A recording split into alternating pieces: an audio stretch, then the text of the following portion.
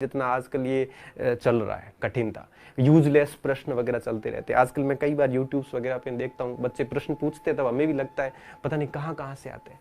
हर विषय अनंत है, चाहे इतिहास हो, चाहे भूगोल हो, चाहे मनोविज्ञान हो, कोई भी विषय हो, अनंत है। आप कभी पूरा विषय तैयार नहीं कर सकते। लोगों की जिंदगी खप जाती है एक टॉपिक तैयार करने में, एक टॉपिक के ऊपर पीएचडी करते हैं। ये साइंटिस्ट जितने भी है, एक एक टॉपिक को लेकर पूरी जिंदगी उनकी बीत गई। लेकिन प्रतियोगी परीक्षाओं की एक सीमा है, उससे ज्यादा प्रश्न लेवल पे नहीं जाते।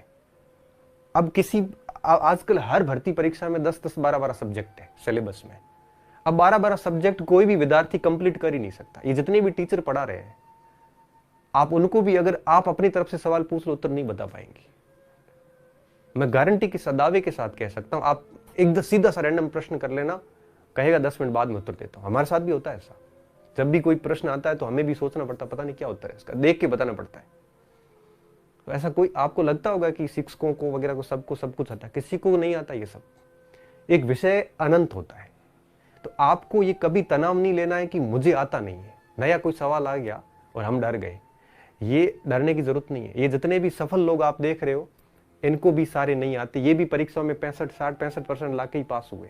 टेंशन में आ जाते हैं कि मैंने पढ़ा था वो आया ही नहीं, ये पता नहीं नई चीजें कहाँ से आ गई, पता नहीं मेरे मटेरियल से। फिर अविश्वास हो जाता है हमारी सामग्री पे, हमारे को क्या हमारी सामग्री से सवाल आएंगे कि नहीं आएंगे, और उस अविश्वास के साथ हम अच्छे से पढ़ नहीं पाते। ये आम समस्या विद्यार्थियों के साथ में।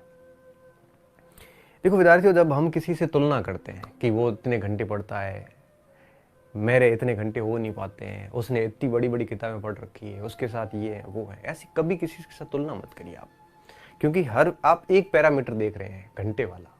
हर व्यक्ति की याद करने की क्षमता अलग होती है, हर व्यक्ति का पढ़ने का तरीका अलग होता है, हर व्यक्ति की समझने की शैली अलग होती है, हर व्यक्ति का अपने आप में गैस पावर अलग होता है, हर व्यक्ति का पेपर अटेंड करने का तरीका अलग होता है, हर व्यक्ति का एक प्रकार से याद करने का तरीका अलग होता है, हर व्यक्ति की बैठने की क्षमता अलग अलग होती है, हर व्यक्ति का पढ़ने का तरीका अलग अलग होता है। तो ये सारी भिन्नताएं होती है। हम क्या करते हैं, किसी एक एंगल से तुलना कर लेते हैं कि उसके पास किताब ज्यादा है, या वो ज्यादा घंटे पढ़ लेता है, या उसने कई सालों से तैयारी की है।